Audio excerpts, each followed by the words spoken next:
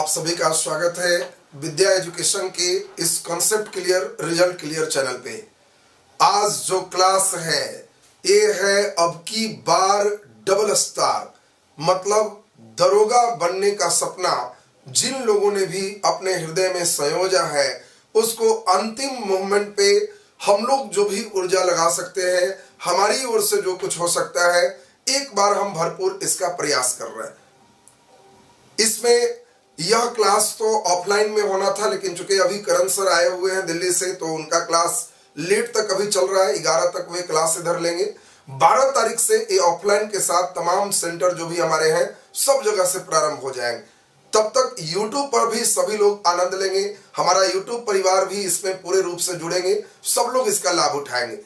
तो इसमें हम जो अभी बताने जा रहे हैं बिल्कुल जीरो लेवल से, चूंकि क्रैश कोर्स का आज शुरुआत पहला क्लास है, बिल्कुल जीरो लेवल से ही क्लास है। आज से भी जो बच्चे एकदम जग जाए, एकदम अपने आप को संभाल लें कि हमें पूरी ताकत और ऊर्जा लगाना है, तो हम पूरे जोर लगा देंगे। एक बार सभी लोग अपने मित्रों तक इसके लिंक के शेयर कर लीजिए और तब एक एक अंगूठा जरा दे दीजिए, जिससे हम दोनों का लय ताल एकदम जुट जाए।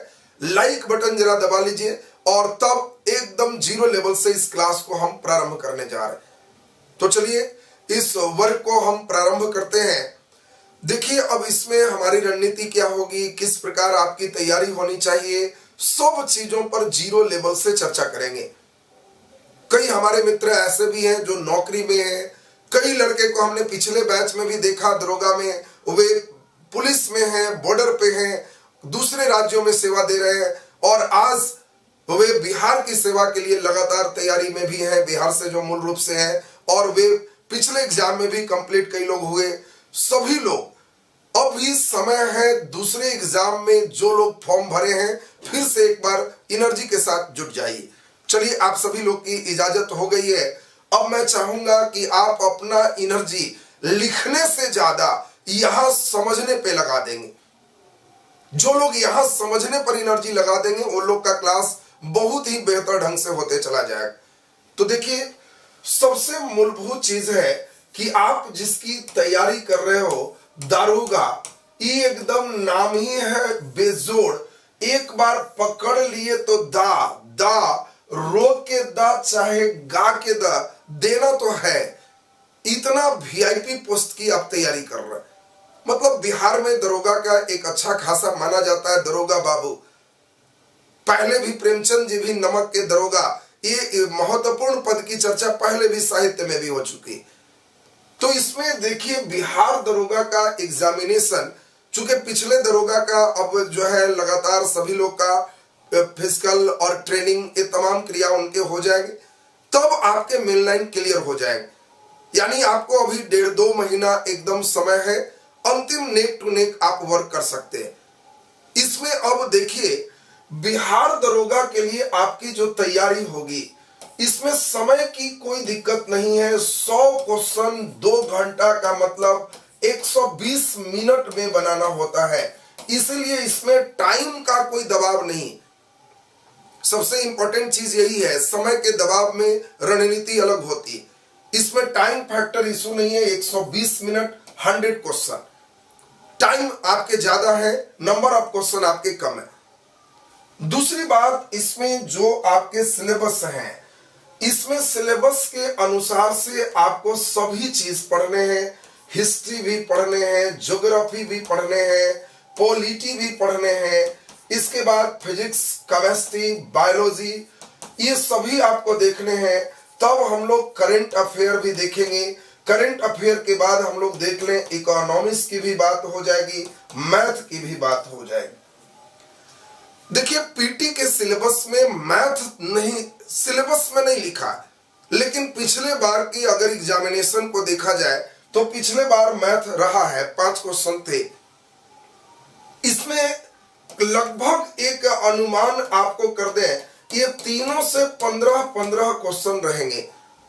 45 क्वेश्चन आपको सिर्फ हिस्ट्री, ज्योग्राफी और पॉलिटी, जो बच्चे ये तीनों ठीक कर लिए 45 क्वेश्चन आपका एकदम बनेगा। दूसरा नंबर हम लोग देखें फिजिक्स, केमिस्ट्री और बायोलॉजी, ये तीनों मिला करके 15 क्वेश्चन होंगे। साइंस की भूमिका बहुत ज्यादा नहीं है। साइंस की भूमिका आपको ध्यान रखना है कि फिजिक्स, केमिस्ट्री और बायोलॉजी ये तीनों मिला देंगे तो हम लोग का 15 अंक का लगभग प्रश्न आपके रहेंगे। वही 2-3 बढ़ जाए या 1-2 घट जाए, यही आपका लगभग कंसेप्ट यही रहेगा। इसके बाद हम लोग देखें, सबसे महत्वपूर्ण भूमिका करंट अफेयर का होगा। पिछले बार भी वे सभी बच्चे जिनका रिजल्ट एकदम नेक पे जाके, गर्दन पे जाके रुक रहा था, वे सभी लोगों ने करंट अफेयर को ही जिम्मेवार ठहराया है। क्योंकि प्रीलिम्स में लगभग 30 से 32 क्वेश्चन आपको करंट अफेयर से होंगे। 30 क्वेश्चन, एक समझिए कि निर्णायक यही है जो रिजल्ट आपका देगा। हर परीक्षा की अपनी अपनी कुछ विशेषताएं होती है और उसके नब्ज को आपको पकड़ना होगा। और बाकी ये दोनों मिला करके आप मान के चले कि इसमें 60, 30, 90 लगभग 10 क्वेश्चन इकोनॉमी और मैथ दोनों मिला के, अगर ये 5-6 है तो ये 4 क्वेश्चन होगा, 5 है तो 5 क्वेश्चन होगा। ये लगभग आपके एक डाटा है। यानी तैयारी करने के लिए इकोनॉमी में लगभग इसको करंट के साथ ही हम जोड़ दिए। ज्यादातर ट्रेडिशनल इकोनॉमिक्स की बात करें तो 3-4 क्वेश्चन से ज्यादा नहीं रहेगा। इसलिए इकोनॉमिक्स पर बहुत ज्यादा आपको ध्यान देने की आवश्यकता नहीं है। जो अब ट्रेडिशनल में थोड़े बहुत चैप्टर हैं उसको पढ़ें और बाकी करंट के सेक्शन में देखें, इसको करंट से जोड़ देगा। अब आपकी तैयारी किस प्रकार हो, देखिए पहले जो आप परीक्षा देने जा रहे हैं वो क्या डिमांड करता है, उसको गहराई से जो बच्चे समझेंगे, गहराई से जो तैयारी करेंगे, क्या उसके मांग है, उसको आप पूर्ति करेंगे, आपके रिजल्ट होंगे। आपकी डायरेक्शन, दिशा, अब जिधर गोल करना है इधर गेंद नहीं ले जाके जहां तहां आप कर रहे हैं, मेहनत तो आपका होगा, गोल नहीं होगा। तो इसीलिए पहला तो हमने आपको दिया कि आपकी जो तैयारी है ये इस परिप्रेक्ष्य में होनी चाहिए। इसमें प्रत्येक सही क्वेश्चन का आंसर देने के लिए आपको 2 अंक प्रदान किए जाते हैं, यानी कुल 200 अंक के आपके परीक्षा होंगे। और दरोगा के एग्जामिनेशन में बिहार में एक सबसे अच्छी बात है कि इसमें निगेटिव मार्क्स तो है, लेकिन यह निगेटिव मार्क्स समझिए कि न के बराबर है। एक गलत पर आपको सिर्फ 0.2 अंक काटे जाएंगे। एक गलत पर 0.2 अंक काटे जाएंगे, जबकि एक सही पर 2 अंक काटे जाएंगे। मतलब साफ है कि 10 क्वेश्चन आप गलत करेंगे तब एक क्वेश्चन का जो मार्क्स है 2 नंबर, वो आपको कट जाएगा। तो सबसे मजेदार बात आपका तो यही है कि इसमें लॉटरी भी लगा सकते हैं, छोड़ के नहीं आइएगा। हाँ, अगर ये निगेटिव ज्यादा होता तो निगेटिव मार्क्स वाले परीक्षा कहते हैं कि दम लगाओ कम बनाओ, लेकिन जहां निगेटिव कम है या निगेटिव नहीं है तो दम लगाओ सब बनाओ, छोड़ के नहीं आना है। इसमें भी आपको बेनिफिट वही है, दम लगाओ और सब बनाओ। दम लगाओ और सब बनाओ का मतलब साफ है कि आप थोड़ा सा जोर लगाएंगे और 10 क्वेश्चन में लॉटरी भी लगा देते हैं तो एक क्वेश्चन अगर गलत होता है, मान लीजिए 9 गलत हो गया तो 9 गुना 0.2 1.8 अंक कटता है, और एक भी सही हो गया तो 2 नंबर मिलता है। तो तब भी हम 0.2 के बेनिफिट में रहेंगे। जबकि मैथ की प्रोबेबिलिटी कहता है कि हम केवल 4 चॉइस में किसी एक चॉइस पे लॉटरी लगा दे। मैं नहीं जानता कौन सही है, लेकिन अगर बी तो सबका बी पे ही रह जाए तो 10 में 1/4 सही होने की प्रायिकता होगी। मतलब अगर हम 20 क्वेश्चन में लॉटरी लगा देते हैं, सब में बी या सब में सी, तो 5 क्वेश्चन मेरा सही होगा और 5 क्वेश्चन सही होगा तो मुझे 10 अंक प्राप्त होंगे। 15 क्वेश्चन गलत होगा तो मेरे अनुसार से इसमें 3 अंक काटे जाएंगे, तो 7 अंक का तब भी बेनिफिट। इसीलिए मैं बता रहा हूं कि छोड़ के दरोगा में नहीं आइएगा। पिछले बार 1-2 तेज बच्चे से हमने देखा जो रिजल्ट निश्चित देता, वो क्या किया, सर 78 कंफर्म था सर, उतना ही बनाए बाकी छोड़ दी। और बच्चा तेज था, अगर वह बाकी में एक ही चीज पर लॉटरी लगा देता तो उसका रिजल्ट आ जाता, बाउंड्री लाइन पे रह गया। और इसीलिए ये रणनीति का सबसे बड़ा हिस्सा है कि प्रश्न छोड़ के मत आइएगा दरोगा में, चूंकि इसमें निगेटिव मार्क्स है लेकिन इतने कम है कि उसको छोड़ना बेकार है। अब ये तो बात हमने कर लिया नेगेटिव मार्क्स का, टोटल मार्क्स का, बाकी क्वेश्चन के पैटर्न का। अब हम यहां पे बहुत कम समय में आपके लिए क्रैश कोर्स शुरू किए। ये अपने आप में उन लोगों के लिए काफी फायदेमंद होगा जो बच्चे कंसेप्ट से सीखना चाहते हैं। हमारी कोशिश केवल नहीं चलता है, हमारा आत्मा ही अलाउ नहीं करता है कि सिर्फ बिना पढ़ाए क्वेश्चन ले आया, पहला का बी, दूसरा का सी, तीसरा का डी करते रहे। मुझे लगता है कि क्या कराने जा रहे हैं हम। जो बच्चों ने के पढ़ा हुआ नहीं होगा वो तो तोता बन जाएगा। और हमारे अंदर कभी यह नहीं रहता है कि आपको क्या पढ़ाए कि वही लड़ जाए। मैं उनमें से नहीं हूं। जिनको अब खराब लगे तो कोई बात नहीं है। कई बच्चे को है कि जो टीचर बोले कि बस जो हम बोल दिए वही छप जाएगा, वही लड़ जाएगा। ये सब उस समय सुनने में बहुत अच्छा लगता है, परीक्षा हॉल में फिर उन्हीं को वो गाली देते। हमारे साथ है कि आपको ये बात मैं नहीं करूंगा, लेकिन हाँ एक पूरे विषय की संकल्पना बांधने का प्रयास होगा। आप हर ताजे प्रश्न के लिए अपने आप को तैयार कर ले। कुछ भी आएगा तो बनाएंगे, इसके लिए आप प्रिपेयर्ड हो जाए। और क्रैश कोर्स के अंतर्गत हम एक बिल्कुल नया विधि, ये पूरे हमारे ही नहीं पूरे यूट्यूब के लिए एक नई विधि होगी। मेरा अपना रिसर्च और अनुभव का फुल लाभ देंगे। और इसके लिए हम नई विधि से हिस्ट्री, ज्योग्राफी, पॉलिटी, साइंस सभी चीजों को प्रयास करेंगे एक बंधन में बांधने का। और ये नई विधि क्या होगी अभी हम चर्चा करेंगे, जिसमें कम समय में ही मैक्सिमम चीज हम क्या करने जा रहे हैं। एक दिन भरपूर पढ़ाएंगे और अगला दिन आप उतना पढ़ के रखिएगा, सिर्फ उतना ही से एमसीक्यू लगाएंगे। इससे एक दिन दीवार उठाएंगे, अगला दिन पिलर ढालेंगे। एमसीक्यू पिलर है। कई बच्चे का केवल पिलर ही उठते रह जाता है, दीवार बनता नहीं है, तो हवा चलते रहेगी उसमें। एक अगर आप दीवार उठा उठा के एमसीक्यू का पिलर ढालते हैं तो ये ज्यादा मजबूत दीवार हो। और इसीलिए हम एक दिन पढ़ाएंगे, एक दिन उसी पे आधारित एमसीक्यू कराएंगे, फिर अगला दिन पढ़ाएंगे उस पे आधारित एमसीक्यू कराएंगे और बिल्कुल नए डिजाइन से पढ़ाएंगे। तो ये आपका हमने बता दिया। अब हमारी रणनीति आप समझ गए कि पढ़ाई और एमसीक्यू दोनों होगा और दोनों में हम लोग देखेंगे कितना बढ़िया आप इसमें करते जा रहे हैं। तो आज हम लोग अभी शुरुआत करने जा रहे हैं आपके नए विषय की, और ये विषय आपका है इतिहास, हिस्ट्री। किस प्रकार पढ़ना चाहिए। जो बच्चे हिस्ट्री में एकदम परेशान है कि हिस्ट्री प्रश्न हमसे नहीं बनता, वो लोग केवल हमारे साथ 5 दिन बने रहिए। अभी हम रहेंगे यूट्यूब पे 5 दिन।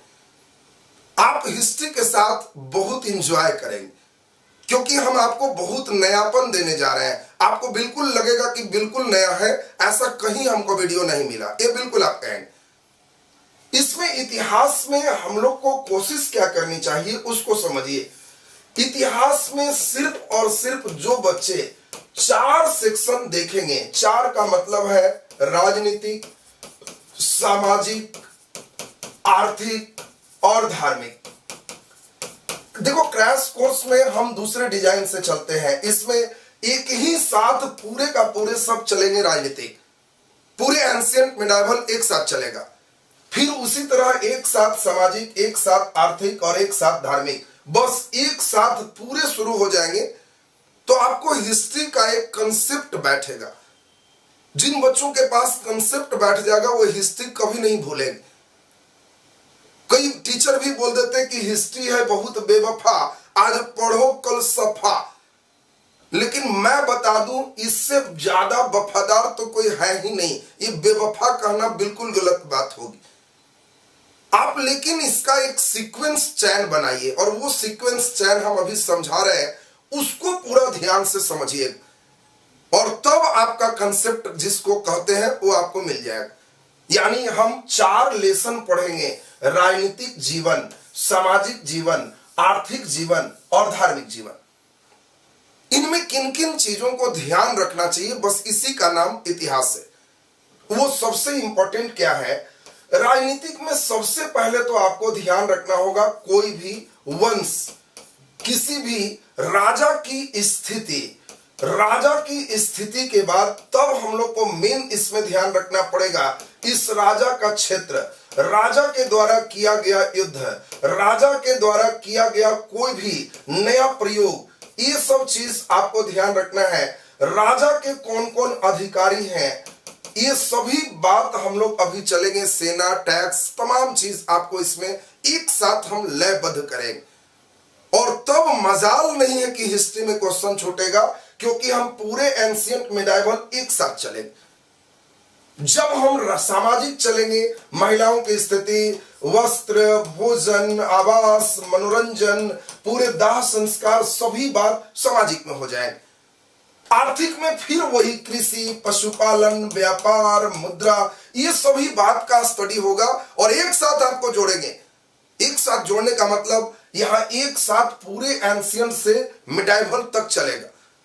एक साथ केवल हम मान लेते हैं इसमें कोई बात बोले तो पशुपालन तो एक ही बार में सब हो जाएगा कि ऋग्वैदिक काल में कौन पशु है, उत्तर वैदिक में कौन है, अभी हम सीक्वेंस समझाएंगे। इसमें सिर्फ हम बोलेंगे सिक्का तो आपको सब एक ही बार में चल देना है। सोना का सिक्का कौन चलाया, सबसे पहले किसने चलाया, सबसे ज्यादा किसने चलाया, सबसे शुद्ध किसने चलाया, इसमें मान लीजिए शीशा का सिक्का किसने चलाया, सब बात, किसके सिक्का पर मोर का चित्र था, जितनी बात है सब एक ही साथ होगा। एक साथ होने के साथ आपको देखिएगा जबरदस्त कंसेप्ट बैठेगा, इधर उधर नहीं भागेगा। और इसमें इंपॉर्टेंट धार्मिक में सभी धर्म, देवी देवता सब एक साथ चलेंगे। ये हमारा हिस्ट्री पढ़ाने का एक पैटर्न होगा। और इसमें अब जिन लोगों को हिस्ट्री सही करना है वो लोग पहले देखिए, सीक्वेंस मेरे साथ समझिए। हर का अपना अपना पैटर्न होता है। हम आपको बिल्कुल नए पैटर्न से चल रहे हैं। ये रिवीजन कोर्स में हम कोशिश इसी का करते हैं। इस पैटर्न को जो बच्चे एक बार सेट करते हैं उनको मजा आ जाता है। वो अंतिम में कहते हैं कि सर हिस्ट्री मेरा एकदम लॉक हो गया, अब कभी नहीं भूलेंगे। इसमें जरा ध्यान दीजिए। सबसे पहले हम लोग को सबसे पहले पढ़ना है प्राचीन भारत, तब पढ़ना है मध्यकालीन भारत, और मध्यकालीन के बाद तब पढ़ना है आधुनिक। अब आधुनिक भारत के फेज थोड़ा अलग होता है। आधुनिक भारत का अलग फेज है, इनके पैटर्न अलग होगा। गवर्नर, गवर्नर जनरल, पूरे भारतीय राष्ट्रीय कांग्रेस, गांधीवादी फेज, आंदोलन, इसमें पुस्तक, पूरे ये एक फेज में हम कुछ 8 पैटर्न लिखते हैं, उसी पर ये पूरा चलता है। मतलब 8 फेज यहां कर लेंगे तो मॉडर्न हो जाएगा। लेकिन इन लोगों का फेज एक साथ चलना है, प्राचीन से मध्यकालीन तक। अब देखिए फेज क्या है। सबसे पहले हम चाहेंगे कि हमारे सभी बच्चे लेसन को दिमाग में बैठाइए, क्योंकि जब तक लेसन नहीं बैठेगा तब तक मजा नहीं आएगा पढ़ने में। हाँ, जिनको लेसन बैठ गया तो वो एक साथ राजनीतिक पूरे का निकालेंगे, धार्मिक पूरे का निकालेंगे, तब देखिएगा कितना मजेदार फेज बनेगा। हम हिस्ट्री में भी मैथ का ग्राफ इन करवाने जा रहे हैं, इसीलिए मैंने कहा कि बिल्कुल नया पैटर्न होगा। आपका इतिहास मैथ के साथ मिल करके चलेगा, पूरे आपके लिए एकदम इजी बनाया जाएगा इसको। अब जरा ध्यान दीजिए, इसमें सबसे पहले हम लोग चलेंगे ऋग्वैदिक। अब हड़प्पा की बात एक साथ कर लेंगे, लेकिन सीक्वेंस में हमको ऋग्वैदिक से शुरू करना है। ऋग्वैदिक के बाद उत्तर वैदिक, उत्तर वैदिक के बाद महाजनपद, महाजनपद के बाद तब मौर्य, मौर्य के बाद मौर्योत्तर, मौर्योत्तर के बाद गुप्त, और गुप्त के बाद गुप्तोत्तर। एंशिएंट खत्म हो जाएगा। देखिए एकदम आसान चैप्टर सभी बच्चे दिमाग में बैठाएंगे। अभी एकदम लिखने पर कम ध्यान दीजिए। जो बच्चे हमारे साथ सीक्वेंस बनाएंगे, देखिएगा अभी हटा करके कितना मजेदार फेज आपका चलेगा। तो सभी बच्चे पहले इसको ध्यान दीजिए। ऋग्वैदिक, उत्तर वैदिक, महाजनपद, ऋग्वैदिक, उत्तर वैदिक, महाजनपद, मौर्य, मौर्योत्तर, गुप्त, गुप्तोत्तर, ये पूरा एंशिएंट खत्म हो जाएगा। ऋग्वैदिक, उत्तर वैदिक, महाजनपद, ऋग्वैदिक, उत्तर वैदिक, महाजनपद, मौर्य, मौर्योत्तर, गुप्त, गुप्तोत्तर, एंशिएंट खत्म। यानी एंशिएंट के लेसन के लिए हम लोग को ये पूरा सीक्वेंस में होना चाहिए। इस सीक्वेंस का अभी देखिए हम फुल फायदा उठवाएंगे। आपको लगेगा कि सर इतना फायदा हो सकता है, हम सोचे भी नहीं थे। चैप्टर फिर से लास्ट बार, ऋग्वैदिक, उत्तर वैदिक, महाजनपद, मौर्य मौर्योत्तर, गुप्त गुप्तोत्तर, बस कंप्लीट खत्म हो गया। अब देखिए यहां पे हम जो फेज चलेंगे, आपको पहले इसी फेज के साथ आज हम कुछ खेल कूद करवाते हैं। देखिए हम लोग जो फेज अभी पढ़े, इसमें आपको सबसे पहले अभी हम आपको सिखाने जा रहे हैं पूरे प्राचीन भारत का राजनीतिक जीवन। और जो लोग राजनीतिक जीवन हमारे साथ समझेंगे, बिल्कुल नए डिजाइन के ग्राफ के साथ हम चले जा रहे हैं। ग्राफ, वो भी सोचिए हिस्ट्री में ग्राफ, कितना मजेदार बात है। ये नया होगा आपके लिए और बिल्कुल साइंटिफिक होगा, आपको लगेगा कि बड़ा जबरदस्त समझ रहे। पूरे प्राचीन भारत के राजा की स्थिति को अगर हम देखें तो हम इसमें प्लॉट कर देते हैं। इसको हम लोग कह रहे हैं कि यह ऋग्वैदिक है। ऋग्वैदिक के बाद फिर आगे बढ़ते हैं तो यह उत्तर वैदिक है। उत्तर वैदिक के बाद आगे बढ़ते हैं तो यह महाजनपद पीरियड है। महाजनपद के बाद यह मौर्य पीरियड है। तब हम लोग का मौर्योत्तर है। मौर्योत्तर के बाद हम लोग का गुप्त है और गुप्त के बाद गुप्तोत्तर है। देखिए कितना मजेदार अभी हम करने जा रहे हैं। पूरे एंशिएंट का जो बच्चे चैप्टर याद किए, वो एक ही बार में उनको समझना है कि राजा की स्थिति यहां सबसे खराब है। क्यों खराब है, हम लोग को यही इतिहास में सीखना है। जब इस लेसन के बाद अगला लेसन आएंगे तो राजा की स्थिति कुछ अच्छी हो जाएगी। जब अगला लेसन आएंगे तो राजा की स्थिति और अच्छी हो जाएगी। जब अगला लेसन आएंगे तो राजा की स्थिति सबसे अच्छी हो जाएगी। इससे बढ़िया स्थिति कभी नहीं होगा। इसका मतलब सेंट्रलाइज, केंद्रीकृत, एक जगह से शासन प्रशासन करना, ये राजा की स्थिति केंद्रीकृत में मौर्य काल होगा। जैसे ही मौर्योत्तर आएगा राजा की स्थिति डिक्लाइन हो जाएगा, गुप्त में और कम हो जाएगा और गुप्तोत्तर में और कम हो जाएगा। आपके मन में सवाल उठना लाजमी है कि समुद्रगुप्त को भारत का नेपोलियन कहते हैं। समुद्रगुप्त काफी विजय अभियान किया, तो फिर इसको यहां क्यों रखे हैं? ये भी तो और ऊपर होना चाहिए था। लेकिन हम लोग यही चीज को समझेंगे। बड़ा जबरदस्त सिस्टम अभी हम आपको देने जा रहे हैं। आपको लगेगा कि हाँ सर, बड़ा मजेदार फेज हमको मिला। देखिए अब इसमें हम कंसेप्ट आपको लॉक करना चाहते हैं। देखिए बात को समझिए। ऋग्वैदिक काल में क्या था, इस समय कोई टैक्स नहीं है, नियमित टैक्स नहीं है, राजा की इनकम फिक्स नहीं है। अब बताइए गांव में अगर मुखिया की इनकम फिक्स ना हो, मुखिया का काम हो कि रात भर पहरा देना है, मुखिया की ड्यूटी हो कि गांव की रखवाली करना है, लेकिन इनकम तो किसी को इच्छा होगी तो दूध दही पहुंचा देगा, तो आपको लगता है कि कोई मुखिया में खड़ा होगा? जबरन किसी बूढ़े व्यक्ति को माला पहनाना पड़ेगा कि बाबा आप ही देखिए। लेकिन जैसे ही होगा कि मुखिया में खड़ा होने से इतना लाख बचेगा, तो एक से एक लोग माला पहन पहन के रेडी हो जाएंगे कि हम भी रेस में। बस वही है, ऋग्वैदिक काल में कोई टैक्स नहीं, और जब टैक्स नहीं है तो कोई इस समय नियमित सेना नहीं है। बात समझिएगा।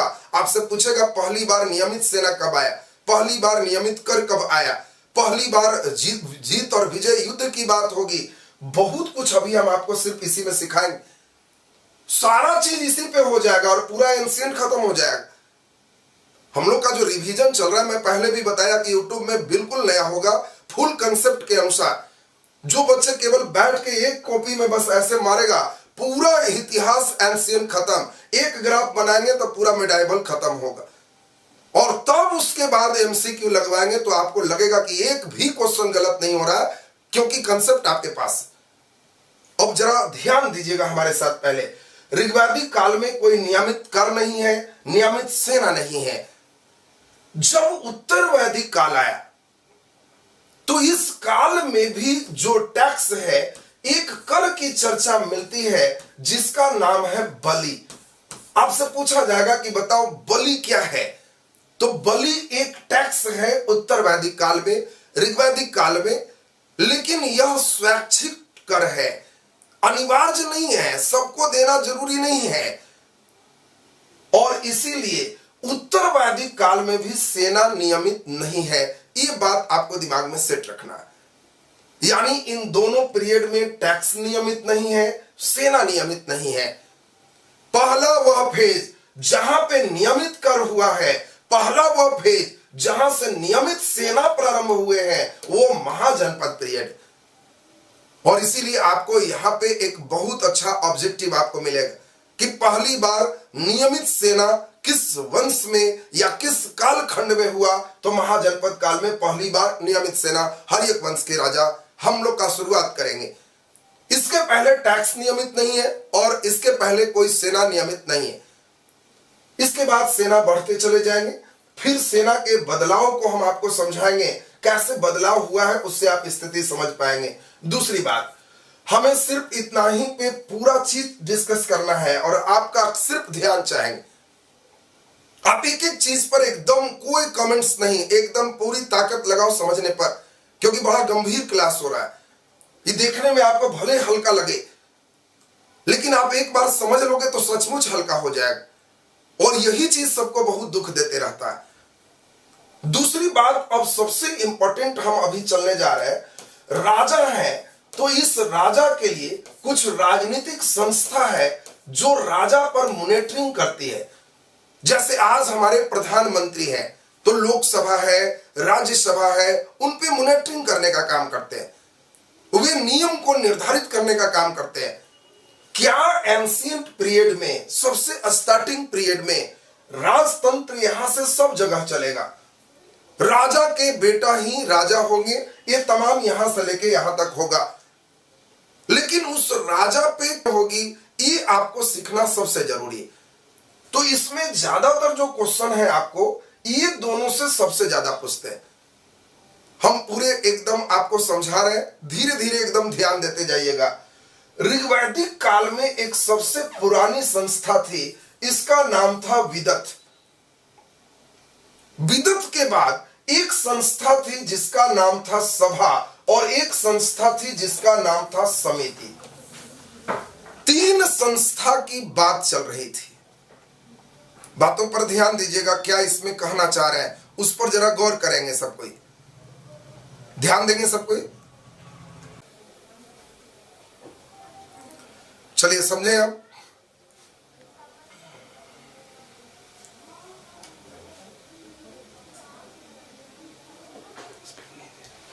क्वालिटी कम कर दूं।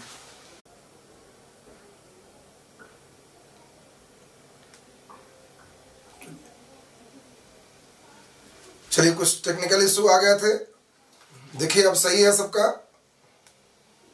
चलिए अब सही है, सही है तो एक बार जरा अंगूठा दे दीजिए फटाफट। बीच में टेक्निकल इशू आ गए थे, लेकिन खैर हमारे बहादुर शेर लोग ना वो भागने वाले हैं ना हम जाने वाले हैं। एक बार फिर से सभी मित्रों तक लिंक को शेयर कर दीजिए। हम लोग फिर से वहीं पे क्लास रुका हुआ था, हम लोग इसको फिर से आगे की ओर बढ़ाते हैं। चलिए एकदम अब तो सही आवाज जा रहे होंगे, सुन पा रहे होंगे, तो एक बार जरा अंगूठा दे दीजिए फटाफट और अपने मित्रों तक इस लिंक को शेयर कर लीजिए। हम लोग फिर इससे आगे की दुनिया में बढ़ने जा रहे हैं। बहुत ही इंपॉर्टेंट बात हम लोग यहाँ पे सीखने जा रहे हैं और ये चीज हम लोग का कंसेप्ट बहुत क्लियर करेगा। चलिए बहुत बढ़िया, सब लोग जुड़ गए। देखिए अब सभी लोग को अभी हमने समझाया कि राजा के लिए, अंकुश के लिए या राजा के सलाह के लिए जो संस्थाएं होती है उसको राजनीतिक संस्था कहते हैं।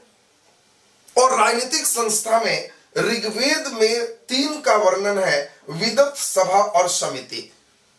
विदत का मतलब है ये परिवार के साथ राजा बैठ के कुछ अपना राय सलाह करते थे। सभा का मतलब आज भी होती है सभा लगाइए। सभा का मतलब होता है कि इसमें बहुत अनुभवी लोगों को बुला करके उनसे राय ली जाती थी। और समिति का मतलब जस्ट लाइक कमिटी। कमिटी का मतलब राजा के जो अपने अधिकारी लोग हैं वो उनको सलाह देते थे। तो यहां पे देखिए 3 बात है। आपको हम पूछें कि ऋग्वैदिक काल की कौन सी ऐसी संस्था है जिसकी तुलना हम आज के लोकसभा से कर सकते हैं, और कौन संस्था है जिसकी तुलना आज के राज्यसभा से कर सकते हैं। तो देखिए इन तीनों में ये तो पारिवारिक है, लेकिन इन दोनों में हमने अभी आपको एक बात समझाया था। क्या? सभा का मतलब हो गया कि इसमें अनुभवी लोग को बुलाया जाएगा और अनुभवी लोग हमारे राज्यसभा में होते हैं।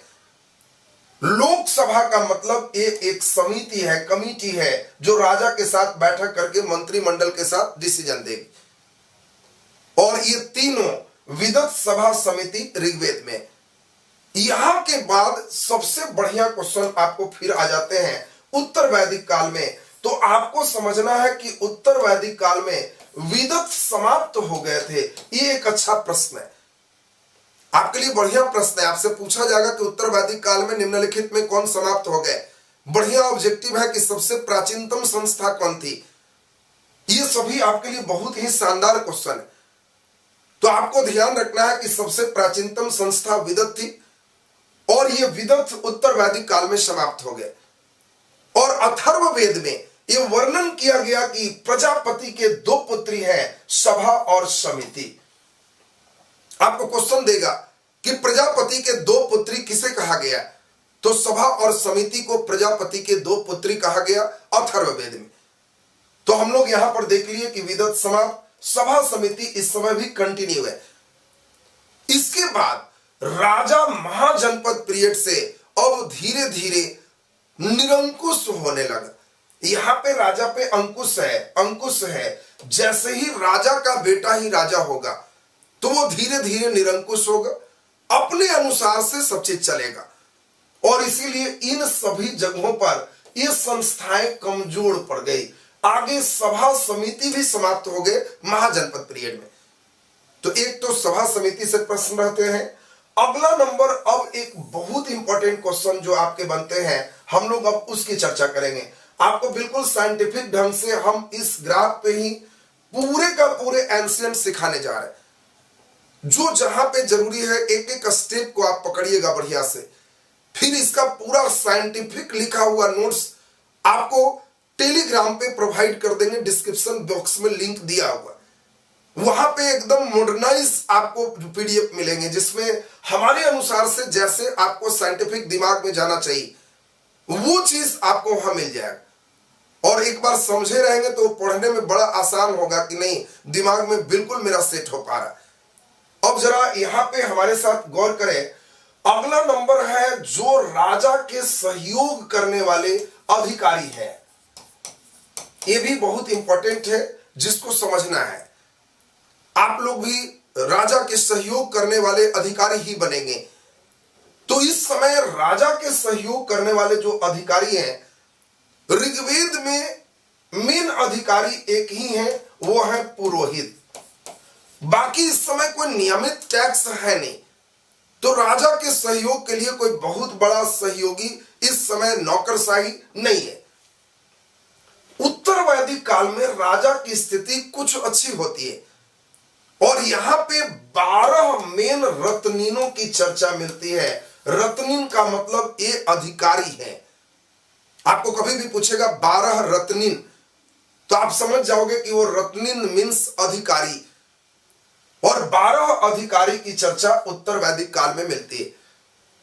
इन अधिकारियों में आपको नाम पूछा जाएगा जो आपको याद रखना पड़ेगा। यहीं पे मेन प्रश्न आते हैं। ये मेन क्वेश्चन आपको क्या आते हैं, आपको मेन रत्नीन में अगर बताना है आपको, हम देखेंगे कितने बच्चे बहुत सही कर रहे हैं। पुरोहित तो एक रत्नीन होगा। अगला सेनानी, सेना का हेड एक रत्नीन होगा। सेना नियमित नहीं है, हमेशा ध्यान रखिएगा। जल्दी आपको बता देना है, पालागल नामक एक रत्नीन की चर्चा मिलती है। पालागल का काम क्या था, ये अच्छा प्रश्न है, जल्दी से आंसर दे दीजिए। पालागल का काम क्या था, एक बढ़िया प्रश्न है। 12 रत्नीनों में एक चर्चा पालागल की होती है। तो पालागल का काम क्या था, मैं अभी देखना चाहता हूं कितने बच्चे हमें आंसर करते हैं। वेरी गुड, देखिए कई बच्चे आंसर दे रहे हैं, बहुत ही बढ़िया। पालागल का काम था राजकीय संदेश को पहुंचाना। इसी में दूसरा नंबर एक बहुत अच्छा क्वेश्चन आता है। उत्तर वैदिक काल में 12 रत्नीनों में टैक्स वसूलने वाला, कर संग्रह करने वाला अधिकारी को क्या कहा गया? राजा की अधिकारी है। पालागल मतलब पागल नहीं है। पालागल का मतलब राजकीय संदेश पहुंचाने वाला। हमने अगला क्वेश्चन दे दिया कि 12 रत्न में कर संग्रह करने वाले एक अधिकारी का नाम आता है, तो इंपॉर्टेंट हो गया। इस समय टैक्सेशन अनिवार्य नहीं है, फिर भी एक अधिकारी की चर्चा इस समय आना शुरू हो जाता है, और उसका नाम जल्दी से कोई बच्चे बता दीजिए, देखें कितने बच्चे हमें सही करते हैं। तो कर संग्रह करने वाले एक अधिकारी हैं, इनका नाम है भाग दूध। भाग दूध एक टैक्स वसूलने वाले अधिकारी हैं। संग्रहिता या सन्निधाता, वे उसको संग्रह करके, और समझिए कि वो राजकीय प्रधान राजस्व का हेड होंगे, जिसको कोषाध्यक्ष कहते हैं। तो देखिए कई रत्निन में ये सभी एक अच्छा प्रश्न बनता है। इसके बाद जब हम चले तो इस समय महाजनपद पीरियड में ये 12 रत्निनों से और ज्यादा इसकी संख्या बढ़ जाती है। और सबसे मेन क्वेश्चन आपको मौर्य से पूछता है, मौर्य काल में अधिकारियों की संख्या काफी ज्यादा, इस समय बड़े बड़े अधिकारियों को तीर्थ कहा जाता था, और इस समय कई अध्यक्ष की भी चर्चा मिलती है। देखिए मौर्य काल में सेंट्रलाइज है, एक जगह से सब चलेंगे, और इसीलिए आपको पूछा जाएगा कि मौर्य काल में तीर्थ क्या थे। धार्मिक यात्रा, कई बच्चे तीर्थ का मतलब धार्मिक यात्रा बना देता है, तो आपको ध्यान रखना है कि मौर्य काल में तीर्थ क्या थे। बड़े बड़े अधिकारियों को तीर्थ कहा गया, अधिकारी तीर्थ हैं। और इसके बाद ध्यान रखना है कि इस काल में अध्यक्ष की भी चर्चा मिलती है। अध्यक्ष का मतलब आजकल के देखो जैसे ब्यूरोक्रेट है वो अध्यक्ष है, और तीर्थ मंत्री जैसा है। अधिकारी ये है ब्यूरोक्रेट, और ये समझो मंत्री जैसे है। यहीं से कंसेप्ट आज भी लिया गया है। मंत्री से एक विभाग का हेड होगा और एक अधिकारी से हेड होगा, ये दोनों मिला के चलते थे तीर्थ और अध्यक्ष। और यहां आपको क्वेश्चन पूछे जा सकते हैं, जल्दी जल्दी फास्ट रिवीजन आप कर लें। अध्यक्ष में सीताध्यक्ष किसको कहा गया? बहुत बढ़िया प्रश्न है। सीताध्यक्ष, जल्दी जल्दी आंसर दीजिए फटाफट, हम चाहेंगे जल्दी जल्दी आपका आंसर चलते जाए। मौर्य काल में सीताध्यक्ष किसे कहा गया? बहुत बढ़िया, देखिए कई बच्चे सही कर रहे हैं। सीता राजकीय भूमि का नाम था, जिसको आजकल हम गैरमजरूआ कहते हैं।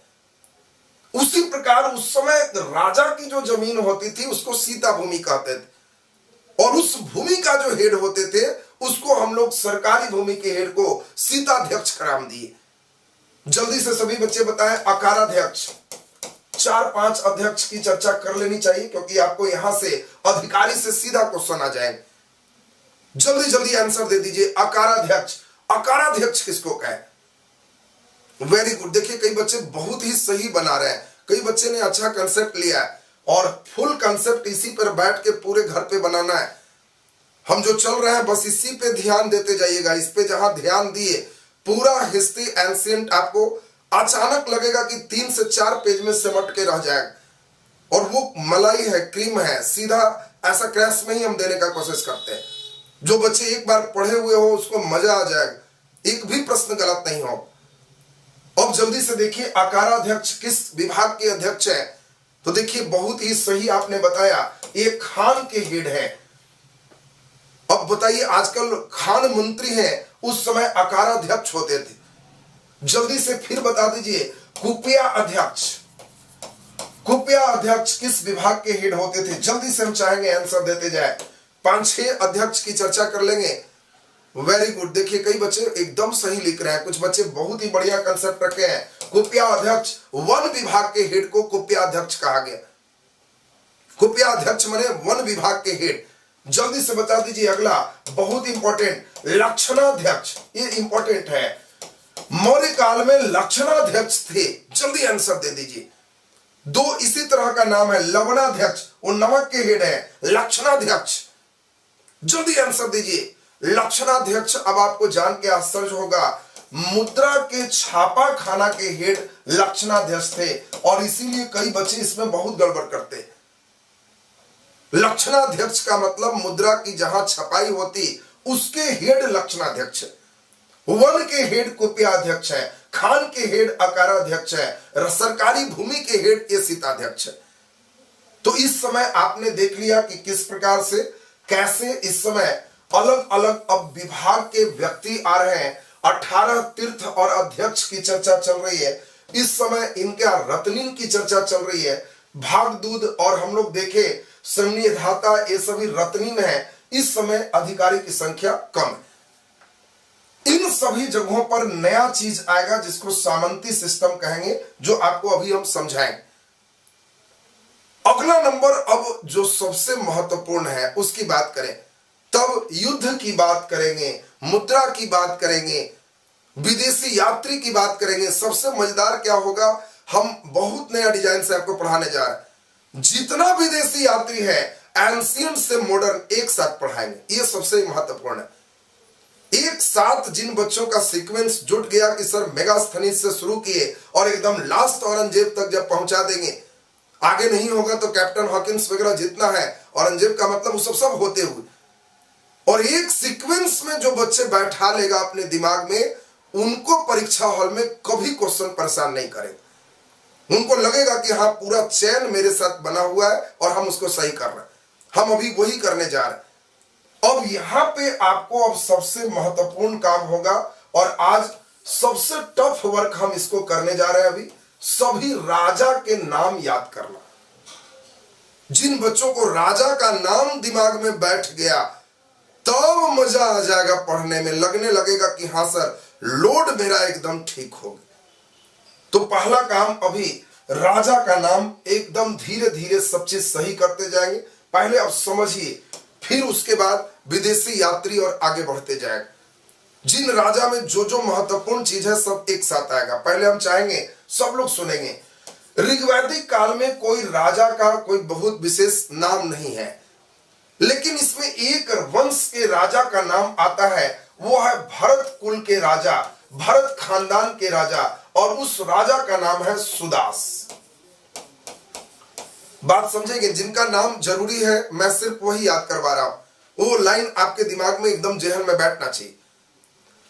इस समय भरत कुल के राजा हैं सुदास, और इसके पुरोहित हैं विश्वामित्र। और सुदास ने विश्वामित्र को हटाकर गुरु वशिष्ठ को अपना पुरोहित बना लिया। कारण विश्वामित्र थोड़ा गुस्सैल प्रवृत्ति के थे, और जब विश्वामित्र को हटाकर सुदास ने वशिष्ठ को अपना बना लिया पुरोहित, तो विश्वामित्र बाकी कई राजाओं से मिलकर के सुदास के साथ युद्ध किया। और एक तरफ विश्वामित्र के तरफ से 10 राजा थे, और इसीलिए इस लड़ाई का नाम 10 राज्य युद्ध है। देखो जो ऋग्वैदिक काल है उसमें यही युद्ध आपके लिए इंपॉर्टेंट होता है। हर लेसन का जो जो इंपॉर्टेंट थीम है हम एकदम नीचे से चल रहे हैं और यहां तक पहुंचेंगे। इसी सीक्वेंस को केवल आप हमारे साथ बनाते चलिए। तो ऋग्वैदिक काल में एक खानदान है भरत कुल, और भरत कुल के राजा है सुदास। इन्होंने विश्वामित्र को हटाकर वशिष्ठ को अपना पुरोहित बनाया, और इसके कारण विश्वामित्र 10 राजाओं के साथ मिलकर सुदास के साथ लड़ाई की। अब आपके लिए क्वेश्चन आएगा, 10 राज्य युद्ध किस नदी के किनारे लड़ा गया? ये एक अच्छा प्रश्न है। दूसरा क्वेश्चन आता है, 10 राज्य युद्ध किस पुरोहित को हटाने के कारण हुआ? 10 राज्य युद्ध में विश्वामित्र को किसने हटाया था? सब क्वेश्चन आ जाएगा। और सभी बच्चे यहां पर बिल्कुल देखिए सही जवाब आपका आ रहा है। 10 राज्य युद्ध किस नदी के किनारे लड़ा गया? तो आपको बिल्कुल दिमाग में सेट रखना है, रावी नदी के किनारे लड़ा गया। रावी को ही परुस्नी कहते हैं। कई बार चॉइस में ऋग्वैदिक नाम परुस्नी दे देगा, और परुस्नी यहां पर ध्यान रखना है, परुस्नी नदी के किनारे, रावी नदी के किनारे 10 राज्य युद्ध लड़ा गया, और इसमें राजा सुदास विजयी हुआ। और जब राजा सुदास विजयी हुआ तो आपको ध्यान रखना है कि सुदास के जीतने के बाद यहां पर सबसे इंपॉर्टेंट है, भारत कुल यहां जीता है। इसी के नाम से हमारे देश का नाम भारत पड़ा। ध्यान दीजिए। तो अब आपको यहां पे भारत नाम क्यों पड़ा, यह भी एक बहुत इंपॉर्टेंट ऑब्जेक्टिव हो जाता है। तो 10 राज्य युद्ध आपके यहां पर दिमाग में बैठ गया ऋग्वैदिक काल का।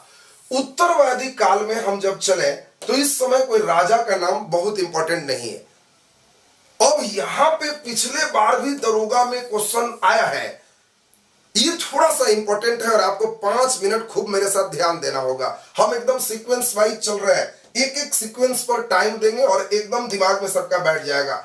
महाजनपद पीरियड में पहली बार 16 महाजनपद उभर कर सामने आया।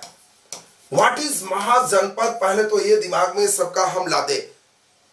आपको पहला ध्यान रखना है कि शासन की कुछ यूनिट होते हैं, इकाई होते हैं, जो हेड होते हैं वो नीचे से तय करते हैं कि कहां से किस लेवल पर हम किसको बैठाएंगे।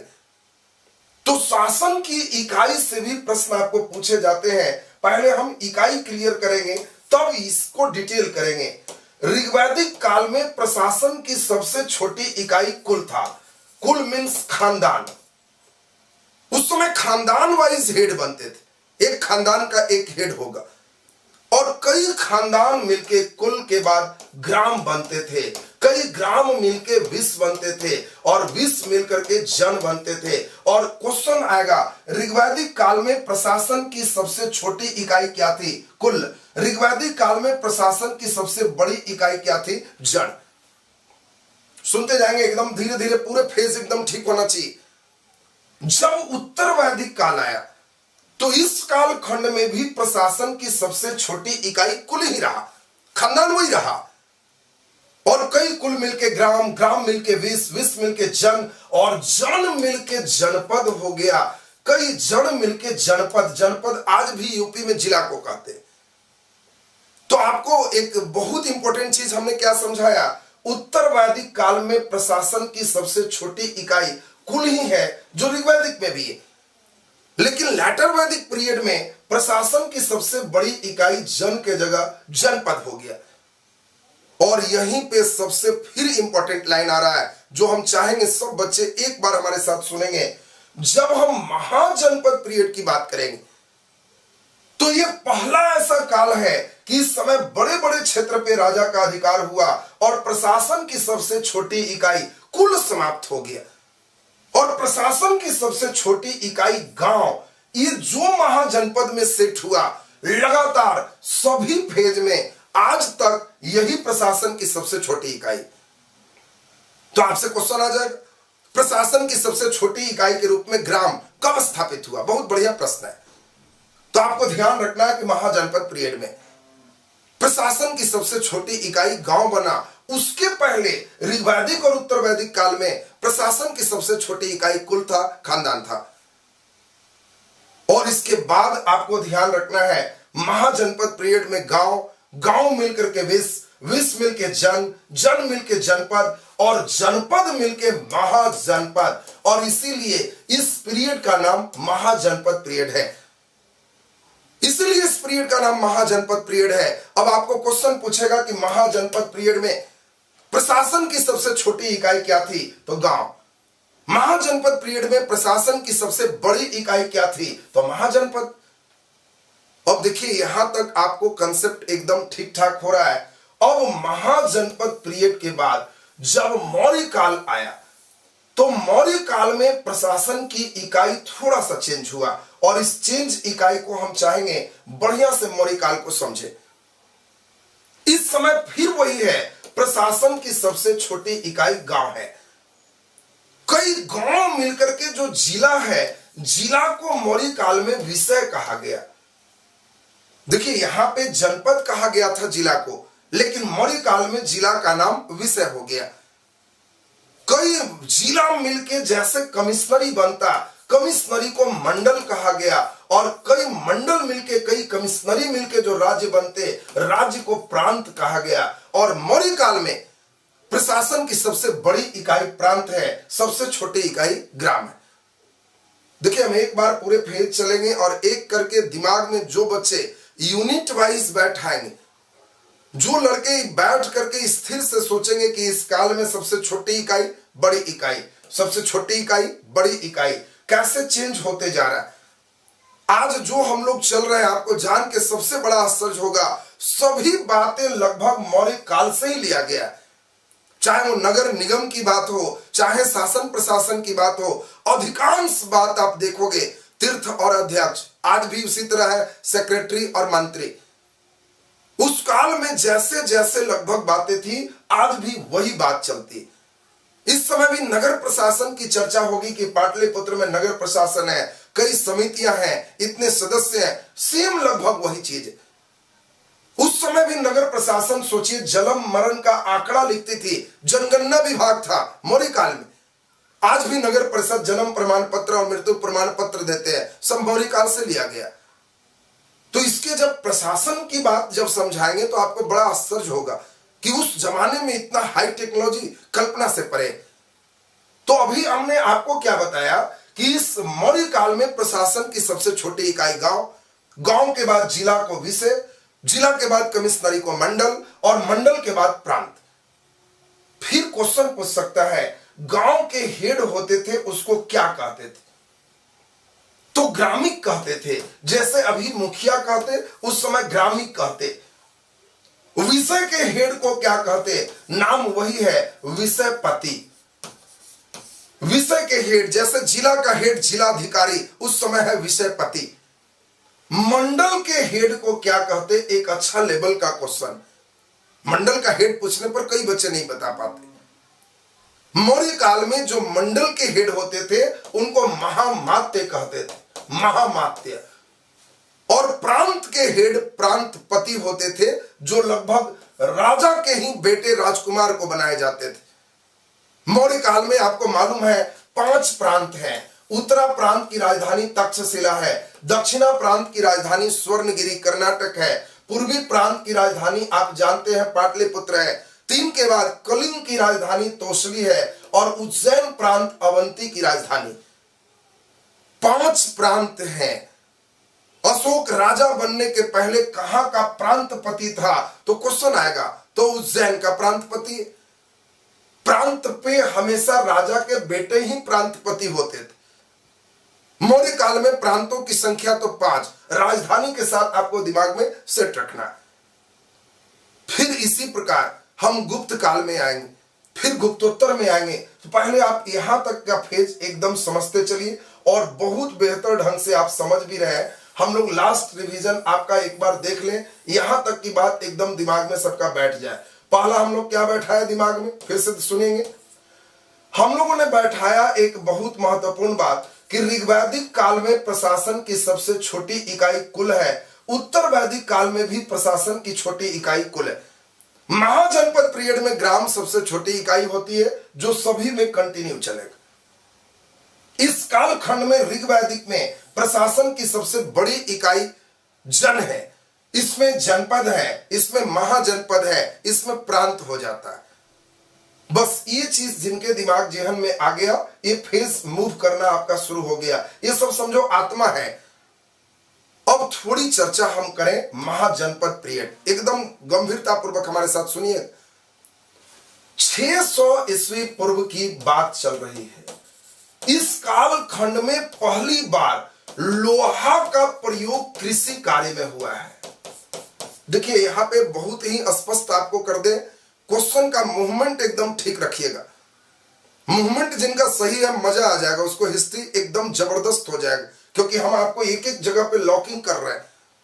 यही लॉकिंग हिस्ट्री खोजता है और वो लेसन बाय लेसन पढ़ने पर इनिशियल फेज पे नहीं आता, सेकेंड फेज आने के बाद मजेदार हो जाता है। अब जरा ध्यान से सब लोग सुनेंगे, हमने अभी जो बताया उसको सुनिएगा। ऋग्वैदिक काल के लोग लोहा से परिचित नहीं है, इस समय लोहा नहीं है। इसके पहले ताम्रपाषाण काल में सबसे पहले तांबा आया है और जब हड़प्पा होगा तो इस समय कांसा है। यहां पे लोहा नहीं है, इस समय भी लोहा नहीं है, हड़प्पा में भी लोहा नहीं है। लोहा से क्वेश्चन अक्सर आपसे पूछा जाएगा। इसके बाद आपको ध्यान रखना है कि उत्तर वैदिक काल में पहली बार लोहा का प्रयोग प्रारंभ हो चुका है। लोहा के लिए अथर्ववेद में श्याम अयस शब्द का प्रयोग किया गया है। देखिए लोहा से अक्सर क्वेश्चन पूछा जाता है और इसीलिए इसके कंसेप्ट पे सुनेंगे आप। लोहा के लिए श्याम अयस का पहली बार प्रयोग उत्तर वैदिक काल में, और श्याम अयस ही लोहा है। लेकिन इस समय लोहा युद्ध के सामग्री के लिए प्रयोग किया गया, खेती में नहीं। इस समय खेती में नहीं यूज है। और पहली बार 600 ईस्वी पूर्व, ये डेट एकदम लॉक कर लीजिएगा। इसी समय लोहा कृषि कार्य में इन करता है और कृषि कार्य में इन करने के बाद यहीं से उत्पादन अधिशेष होता है, खाने से ज्यादा।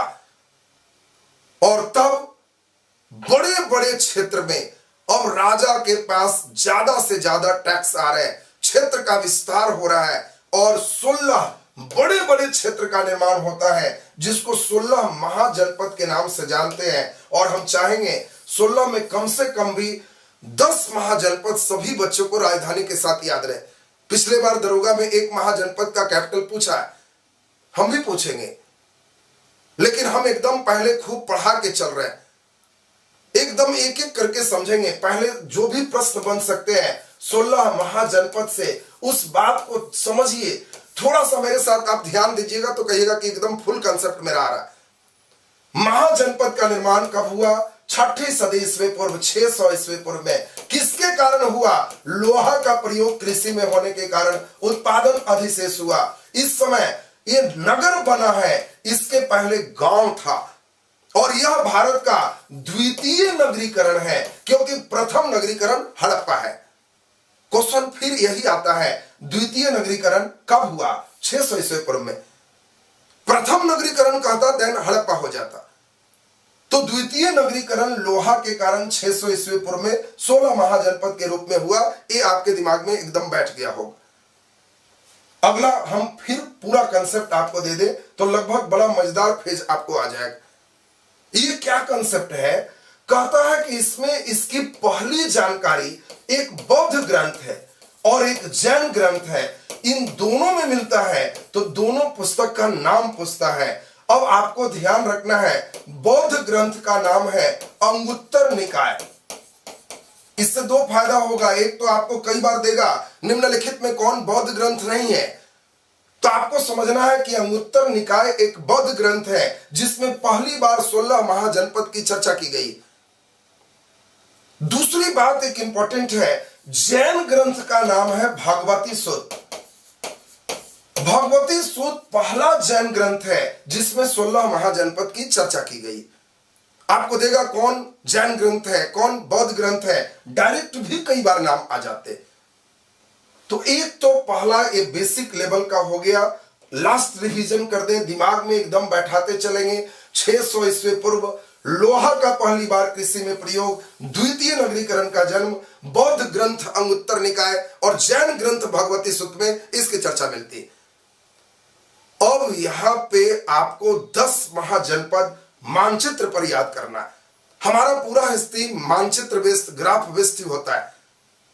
जो लड़के इस ग्राफ पे और मैप पे कमांड करते हैं, एंजॉय करते हैं हिस्ट्री के साथ। तो अभी अब आप देखिए इस 16 महाजनपद की जो बात कर रहे हैं, ठीक से समझिएगा।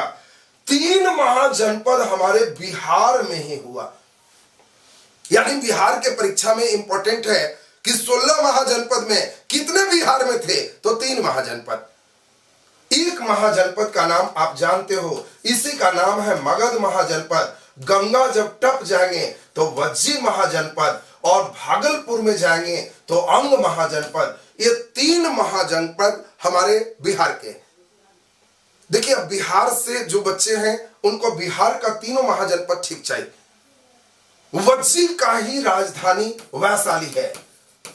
हाजीपुर जो देख रहे हो ये वज्जी महाजनपद है।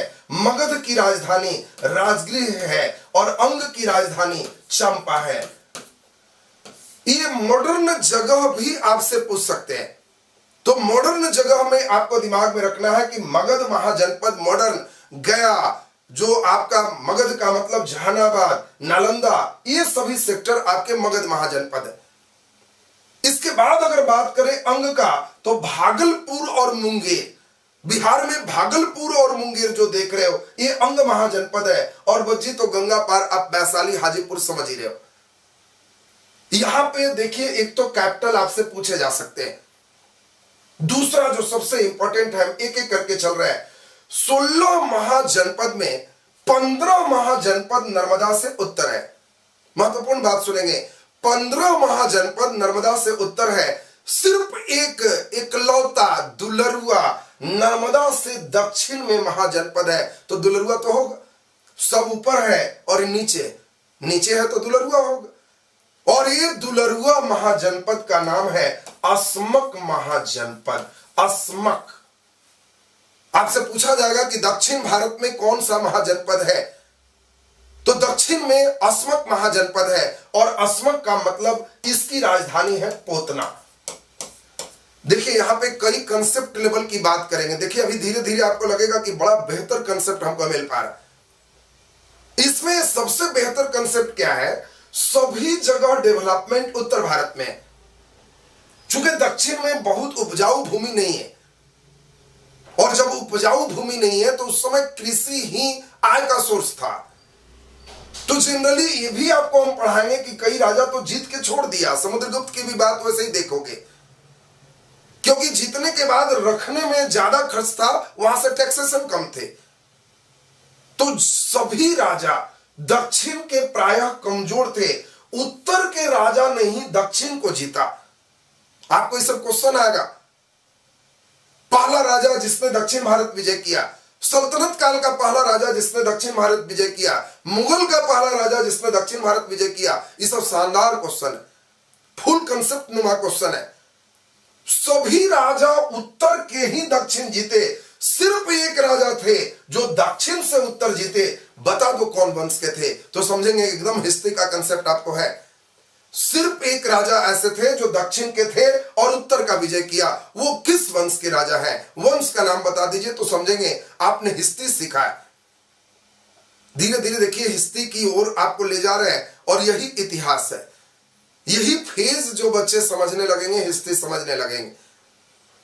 बहुत ही बढ़िया। देखिए जब आप पढ़ोगे पाल, प्रतिहार और राष्ट्रकूट, ये राष्ट्रकूट वंश जब त्रिपक्षीय संघर्ष होगा, राष्ट्रकूट दक्षिण का राजा है लेकिन फिर भी कन्नौज के लिए लड़ेगा, उत्तर में विजय प्राप्त करेगा। तो ये सोच लीजिए, ये राष्ट्रकूट वंश होगा जो दक्षिण का राजा होकर उत्तर जीतेगा, बाकी सब उत्तर का राजा दक्षिण जीता है। ये इंपॉर्टेंट चीज आपको हमने बताया। दूसरी बात सुनेंगे, अब मौर्य वंश में चंद्रगुप्त मौर्य पहला राजा है जो दक्षिण जीतेगा, इसकी चर्चा मैं करूंगा। अभी हम आपको समझा रहे हैं, उस बात को सुनेंगे। 3 महाजनपद बिहार में, 1 महाजनपद हमने देखा जो दक्षिण में है, बाकी सभी 15 महाजनपद नर्मदा से उत्तर में। अब एक बहुत इंपॉर्टेंट चीज बता रहे हैं, 2 महाजनपद ऐसे हैं जो भारत से बाहर हैं आज के डेट में, और दोनों नाम आपको एकदम याद रहना चाहिए। दोनों नाम सभी बच्चे को याद होगा। एक महाजनपद का नाम है गांधार, और गांधार महाजनपद की राजधानी कहां है, तक्षशिला। और यही पूरे भारत का विश्व का पहला विश्वविद्यालय तक्षशिला विश्वविद्यालय की स्थापना हुई। तो देखिए गांधार भारत से बाहर है। और दूसरा नंबर 1 है, इसका नाम है कंबोज, कश्मीर के बगल में है। कंबोज की राजधानी है हाटक। देखिए हम जो अभी चल रहे हैं एकदम साइंटिफिक चल रहा है। जो बच्चे इस साइंटिफिक ढंग से दिमाग में बैठाएंगे, उनको क्वेश्चन देंगे तो बनाएंगे। ऐसा सेट तो हमारी इच्छा पर था, आपकी इच्छा होती तो बनवाते, नहीं तो आपसे गलत करवा देते। लेकिन अब हमारी इच्छा पे नहीं होगा, कंसेप्ट है आपका सही हो जाएगा। अगला एक बहुत इंपॉर्टेंट है, अब राजस्थान मरुस्थल है आज के डेट में, उस समय नहीं है। तो अब बताओ राजस्थान में कौन सा महाजनपद का डेवलपमेंट हुआ, एक अच्छा प्रश्न है। 16 महाजनपद में 1 महाजनपद राजस्थान में, और वह महाजनपद कौन है?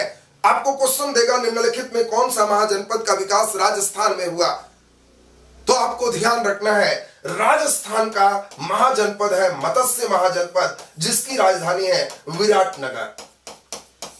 तो देखिए मत्स्य, राजस्थान, विराटनगर, ये भी दिमाग में आपका एकदम सेट होना चाहिए।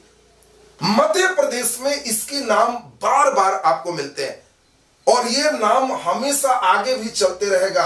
अवंती, और अवंती की राजधानी उज्जैन, ये आपको बार बार मिलेगा। अशोक भी इसी अवंती, उज्जैन का प्रांतपति था। तो अब यहां के बाद अब मेन यूपी के कम से कम 5 महाजनपद हम चाहेंगे सब लोग को एकदम दिमाग में आ जाए। एक तो दिल्ली का क्षेत्र सब लोग जानते हैं, कुरुक्षेत्र है। कुरुक्षेत्र इंद्रप्रस्थ राजधानी हस्तिनापुर जिसको कह रहे हैं, तो कुरु इंद्रप्रस्थ। देखिए 16 महाजनपद में हमने क्या कोशिश किया, 3 बिहार का, 1 दक्षिण का, 4, 2 इंडिया से बाहर, 4 और इसमें हो गया 2 6, 1 यहाँ 7, 1 यहाँ 8, 1 यहाँ 9, 3 और याद करवा देते हैं, 12 एकदम मानचित्र पर सेट रखी राजधानी के साथ। अब यहीं से हम लोग चलेंगे तो यूपी में मथुरा को आप जानते हैं, यह सूरसेन है और इसी की राजधानी है मथुरा। महाजनपद का नाम है सूरसेन और सूरसेन की राजधानी कहां है, मथुरा। यूपी में ही हो गया कौशल, लखनऊ का हिस्सा कौशल, और कौशल में इसकी राजधानी आप जानते हो श्रावस्ती। ये इसीलिए कह रहे हैं कि कई बच्चे याद रखते हैं गौतम बुद्ध ने सबसे ज्यादा उपदेश कहां दिया, तो श्रावस्ती याद रखते, हो सकता है चॉइस में कौशल दे दे। कौशल की ही राजधानी श्रावस्ती। तो आपको 2 एकदम बिल्कुल देखिए क्लियर हो गया। इसके बाद हम लोग अगर चलेंगे तो आप जानते हैं काशी। काशी सभी बच्चे को मालूम है, काशी का मतलब वाराणसी कैपिटल हो गया। इसके बाद आप सभी लोग को मालूम है काशी वाराणसी के बाद इसमें 1-2 और अगर चर्चा कर लें, वत्स, वत्स की राजधानी आप जानते हो कौशांबी। तो ये सभी आपके महाजनपद इंपॉर्टेंट दिमाग में सेट रखना था। अब इन सभी में सबसे मजबूत महाजनपद मगध हुआ और मगध महाजनपद में यहीं से राजा का नाम आपको ध्यान रखना है। अब जो हम लिखने जा रहे हैं ये एकदम ध्यान रखिएगा, पहले वंश आपको एकदम दिमाग में सेट कर दे। वंश में आपको एंशिएंट में ध्यान रखिएगा कि हसीन मोर, एकदम ध्यान रखिएगा, हसीन मोर, खूबसूरत मोर। मोर कैसा है, खूबसूरत है।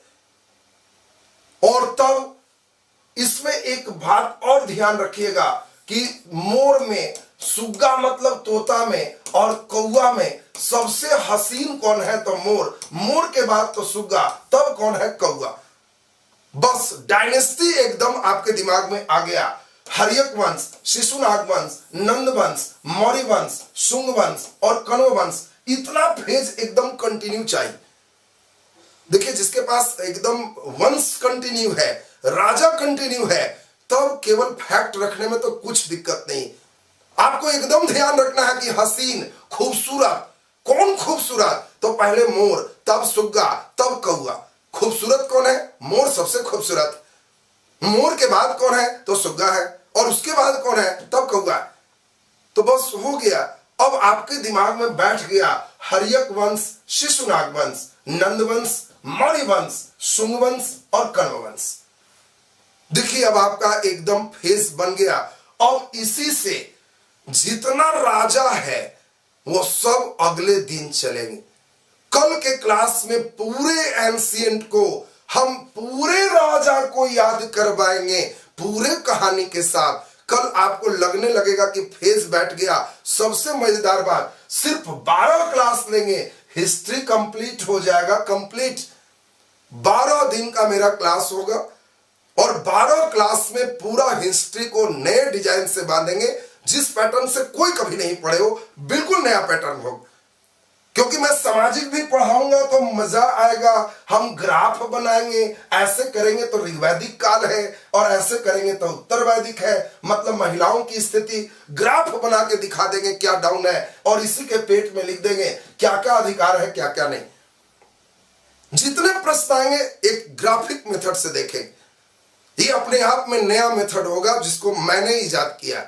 चूंकि मैं मैथ से हूं, साइंस से हूं, तो उसको हिस्ट्री में इन करवाऊंगा और आप एकदम नए मजेदार फेज में आनंद उठाओगे कि हिस्ट्री मजेदार हो जाएगा। और मेरी कोशिश होती है हर चीज याद हो जाए, हम उसके लिए पढ़ाते हैं।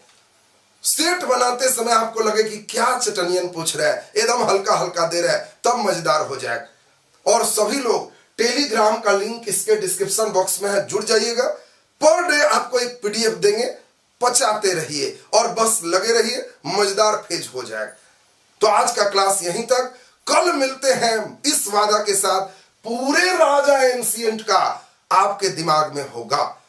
तो आज का क्लास अगर आप समझे हैं, आपको लगता है क्लास आपके लिए लाभदायक है, सभी मित्रों तक, एक एक बच्चे 10-10 मित्र तक भेजोगे, यही यूट्यूब वाले की हमारी गुरु दक्षिणा होगी। जबरन भेजो साथी को कि एक बार पढ़ो, हिस्ट्री का डर भगाओ। सच्चा साथी वही है जो अपने साथी को भी और सिखाए। और बस यही अभी आपका चलेगा। अभी लगातार यूट्यूब पे आपके 11 तारीख तक हम क्लास लेंगे। हिस्ट्री को एक जहां चाहिए उस फेस तक हम पहुंचा देंगे। बाकी हमारी भी कुछ सीमाएं होगी। कई बच्चे पेड कोर्स देके एडमिशन लिए, वो अभी अंदर अंदर गुस्सा रहे होंगे कि सर इधर आ गए, हमसे पैसा भी ले ली, तो उनके लिए भी क्लासेस हैं। लेकिन हमारे जो बच्चे सब्सक्राइब चैनल करके रखे हैं, तो हमारी जिम्मेवारी इधर भी कुछ बनती है, तो दोनों तरफ भी कुछ चले। आपको उधर भी हम अपना से प्रैक्टिस और तमाम चीज करेंगे। पढ़ाई तो अनंत होती है, जितने बार पढ़ोगे उतने कंसेप्ट मिलते जाएंगे।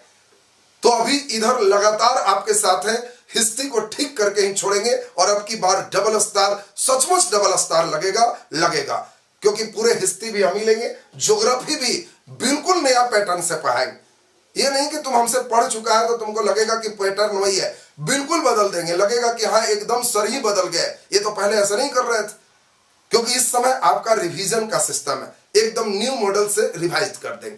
तो चलिए आज का क्लास यहीं तक, कल हम लोग इससे आगे मिलेंगे। बहुत आभार और धन्यवाद, आप लोगों ने 2000 से अधिक लाइक भी दिया है। चलिए नेक्स्ट क्लास कल इसी समय निर्धारित शेड्यूल से होगा। धन्यवाद सभी को।